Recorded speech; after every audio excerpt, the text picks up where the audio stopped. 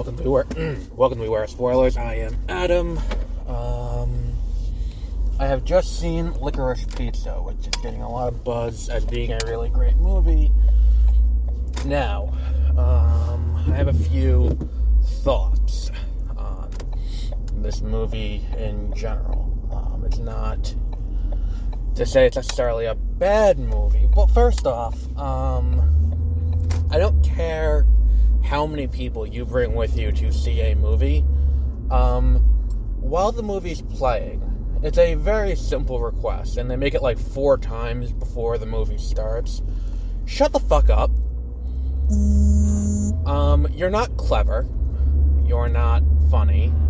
I did not pay a good amount of money to watch, to watch, a live version of, like, Cinema Sins or Riff Tracks or whatever thing you think you are, or as funny as. Nor did I pay to see this movie and listen to you list off people's IMDb credits incorrectly, I might add. That's not what presumably any of us are here for. We are here to watch the movie that we paid money to see. So, that said, that's kind of it. And something that really bugged me, too, before we even got into the movie. I'm sorry for my voice. It's, again, 36 degrees out. My car is still heating up. And I am tired. Don't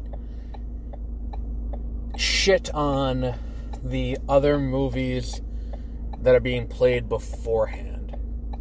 Like, the commercials for it. Like, and I'm not saying don't shit on, let me rephrase that. You can shit on the movie, but not the people who enjoy that as if you're better than them.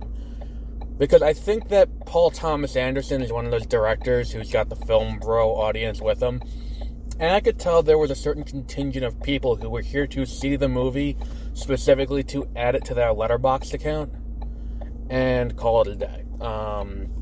Because that's what was important about this, is it's seeing the movie for the performative aspect of being able to say that they saw the new Paul Thomas Anderson movie in theaters the day it came out. And look, if that's all you're there for, that's fine. But the thing is, some of us are here to watch the movie, so can you just shut the fuck up while you're there? It's 2 hours of your life. Shut the fuck up. And it's like, Marry Me looks ridiculous. But you don't have to call people brain-dead morons for thinking it could be good. You don't have to sit there and shit all over the Batman trailer because you think the Batman is beneath you. And it's like, look, you can have your opinions on the Batman trailer, and I did a lengthy 10-minute thing about who I think the villain of the Batman is on 30-minute reviews earlier today.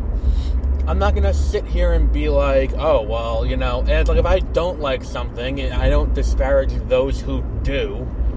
Like, it's not about those who do and don't like it, it's about the movie itself. So if you have a problem with whatever it is, and you're not better than anyone else for going to see a fucking Paul Thomas Anderson movie in a movie theater. Like, the thing is, it's like, sitting here and acting like a cinephile because you're seeing a fucking Paul Thomas Anderson movie who's, like, it's like Christopher Nolan. It's like baby's first auteur. Like, Jesus fucking Christ. But let's talk about the movie itself. First and foremost, the 2 leads in the movie, Alana Haim and Cooper Hoffman, do a great job in their roles. There are a few cameos that are great. Bradley Cooper really steals the show with his cameo. I forgot her name, Harriet something. She was on Frasier playing an agent, and she plays an agent here too. And she plays it not entirely the same, but, kind of similar. And it's really funny. And her scene is really good. It's a lot of little vignettes, and it's cool and all of that. There is a weird undercurrent in this movie, though, and I feel like it would be weird for me to not talk about this, considering I've talked about this the last time there was this weird undercurrent in a movie. And in Transformers 4, they grind the movie to a halt to explain Romeo and Juliet laws. Because Nicola Peltz's character, who is Mark Wahlberg's daughter, is dating this guy who's substantially older than her. Or at least appears to be substantially older than her. Both of them are around the same age in real life. And if Nicola Peltz was not playing a high school, sophomore, this wouldn't be an issue. But they've made it into an issue to the point where they need to grind the movie to a halt to explain, no, it's okay for these two to be for this guy to be dating an underage girl. That's totally okay. This movie is a romantic story about, Cooper Hoffman's character is kind of like if you took, Ralph Cramden from The Honeymooners and merged him with Tom Haverford from Parks and Rec. Although he is close, I will give him, he's closer to Tom Haverford than he is to Ralph Cramden, but it's a guy who's got these business ideas, these get-rich-quick schemes, and he's always like, boom, what's the next idea we're going to do, so we're going to make money, and we're going to get going from there. And it just kind of feels weird to me that, this was done in this movie in this way, when he would have been, 17 when filming. And had he been playing 18 or 19, it would have worked just fine. There is one point in this movie, 2-hour-long movie, where the fact that he is 15 years old is a plot point. And it is not even something so particularly deep that they need to get around it. Where it's when we're introduced these two characters together, it's in this obnoxious fucking tracking shot. And I think that this movie's made me hate tracking shots in a way that most other movies, with them haven't. But it's just, holy fuck, get your head out of your own ass. What the fuck? Why are you, doing this you're doing it for the sake of doing it to prove you can? I know you fucking can do it. It's not adding anything to the scene to do this, besides how look what I can do. Go fuck yourself with that. Now, number one. Number two, the scene takes place in a high school where she is working for the photography company that is taking pictures of the high school students, and that is where we meet them. Never again does he go back to the high school after this point, and never again is it referenced that he is 15, besides saying he's 15, she's 25. That is very specifically laid out in the beginning of this movie. They do not pass any meaningful number of years between the beginning and the end of this movie. So, presumably, when we get to the end, when we get to the big romantic coming together scene, it's still the same thing. And I think there'd be more gravitas to the strains on the relationship between the two of them if they're both of age. And this guy keeps taking the money they have and putting it into these business ventures.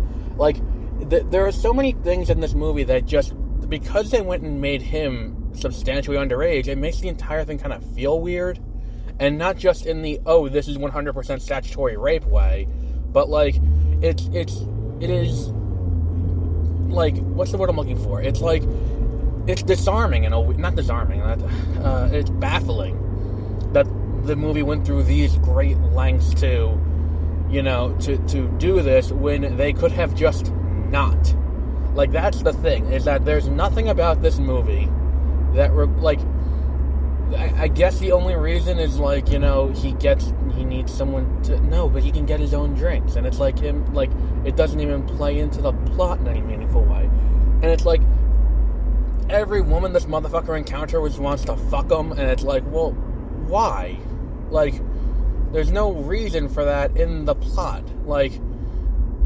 and again, he's 15, and it's the only point in the plot where it's necessary for him to not be 18 and for her to be over 18 is when they go to New York to have to be on the show, and then he needs the chaperone, which is her.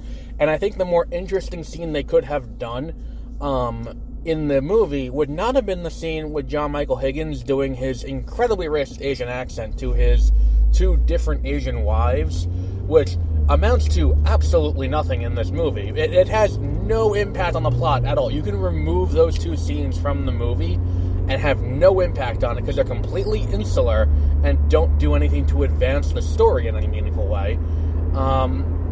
It's just kind of weird. That this, like, there are so many weird decisions in this movie that I'm like, well, why? Why do we need to do this? I don't know.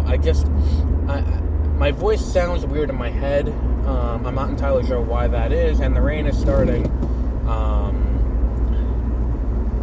But it's just, I feel like there are so many things in this movie that could have been handled better. And the simplest of which would have been to have him be over 18.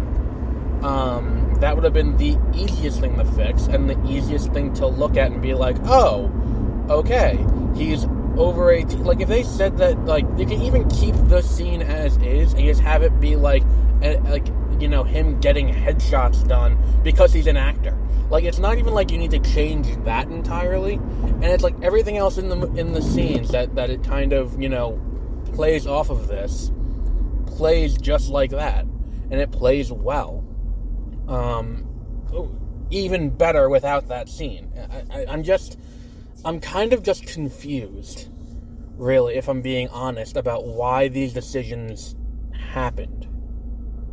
And why a studio was okay with this. I mean, I understand the idea of auteur theory, and I understand, like, we gotta let the talent do what they want, and we gotta let them do, but, there's a fucking line where it's like, it's not obscene in any way, like, they don't fuck or anything, but it's like, on at least 2 occasions, I mean, one of them's in the trailer where she's like, you want to see my boobs? Like, that there are 2 points in this movie where it's like, what the fuck? Like, that, and then the kiss at the end where it's like, and her saying she loves him, and it's like, cool. But if they were the same age, it, like, we get to the end of the movie, and instead of that being like, oh, that's cute, it's like, oh, that's really fucked up. Like, what the like, I'm confused as to what... I don't know. I feel like decisions were made that were not the best at several points in it, and it's like, look, I mean, great. I mean, the cast is good. The movie is really fine. Like, I mean, the vignettes thing is cool and all, but at the same time, it's like, give me some connective tissue, because it's obvious that these things are interconnected in some way, but you don't bother to explain it, and it's not like something where you can infer what happened between, but like, oh, okay, so she wants to be an actress. At no point up until this point has she ever displayed any desire to be an actress, but sure, I guess she's gonna go try and be an actress. Like, why not? I guess I feel like this movie is not a complete failing on the part of the studio of like narrative storytelling, but there are definitely things that could have been handled better and would have made the movie a more cohesive story. And I think that while that may not be the singular most important thing, I mean, I don't understand. Like, there's so much about this movie that I just don't understand. And it's like, if we flipped the genders, I think it would have been a lot more obvious how creepy this is. Because, like, if it was like, if everything that happens in this movie, happens the same way, but you flip it where, it's a 25-year-old guy and a 15-year-old girl, that ending is not romantic. That ending is, oh, he was grooming her the entire movie.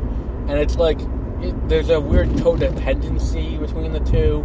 And it's like, there's one scene toward the end of the movie where she has gone off to work with, she has gone off to work with this councilman who's running for mayor in Encino, and that's cool. Like, she's doing that.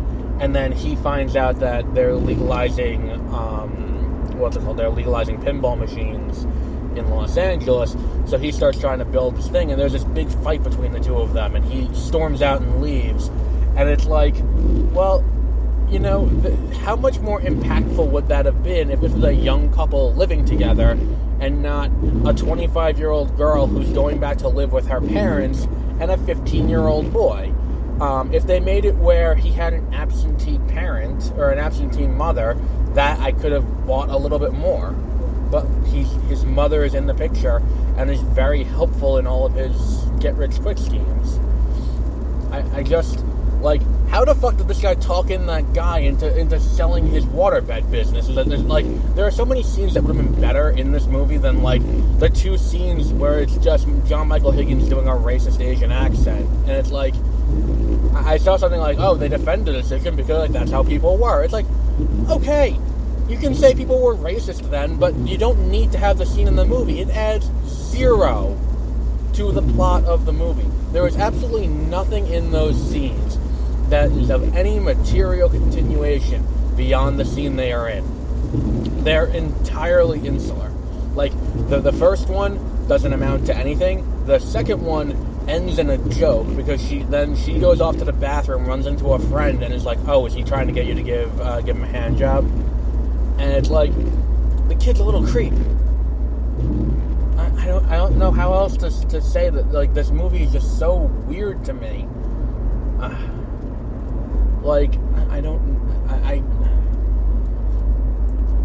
don't know. I mean, like, and there's no indication that time passes, especially considering that we get to the scene with Bradley Cooper, and he's still 15. I think this is designed to all take place over one summer.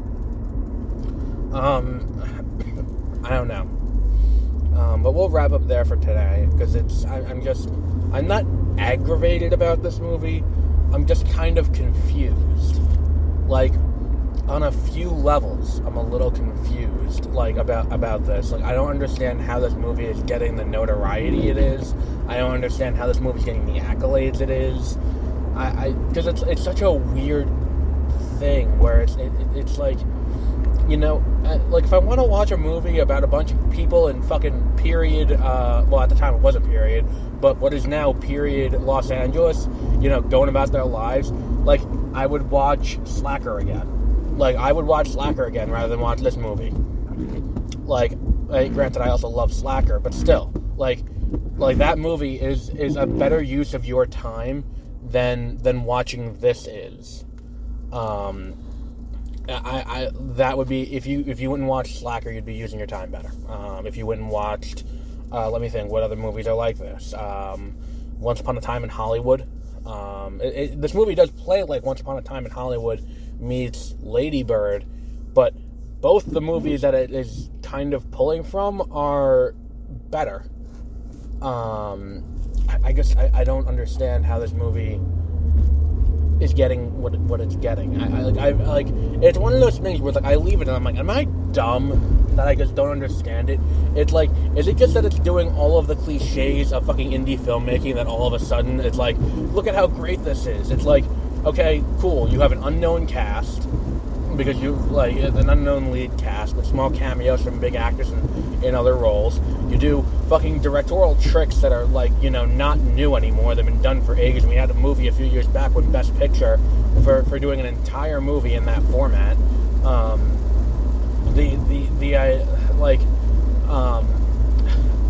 And the vignette format, where it's a bunch of small stories that are loosely connected. Like, it's kind of like and it's set in Los Angeles, and it's a period piece. So, like, you know, the only thing you were missing is a giant time lapse, and I wouldn't see this movie. Like, I especially wouldn't see this movie in theaters. I mean, I don't think it's worth the money to watch it I don't think it's worth the ticket price. That's going to be the easiest way I can say it. Maybe if you can watch it on, like, HBO or something, it'll probably go to Amazon Prime, because it's an MGM, so, you know, Amazon owns MGM, so I'm assuming that when this movie does go to streaming, it'll be on Amazon Prime. Maybe there. But I wouldn't watch this movie in a theater. And the theater was fucking packed, too, and that was my other pet peeve, was that, like, if you look, when I bought my ticket yesterday to go today and see this movie, no one had bought a ticket yet. I was the only one. So I bought my ticket in the top row, you know, toward one side, like I usually do. And then it's like, you would have thought that there was, like, some kind of toxic contaminant on the left-hand side of the theater, and no one wanted to sit there. And then all of a sudden, everyone fucking starts sitting in the same row as me. And I'm like, Jesus fucking Christ. Like, I understand that, like, you know, you don't want to... No, I don't understand, because there's empty seats. There was an entire empty row, and it's like, well, I don't want to sit there. I want to sit up here next to this motherfucker. Like, just leave me the fuck alone. You have an entire theater to pick from. You have to sit next to me. I don't know. But we'll wrap up there for today. I'm tired. The next episode is going to be for Wednesday for the Book of Boba Fett episode 1, and then we're going to have our year in review. So until then, have a great rest of your week.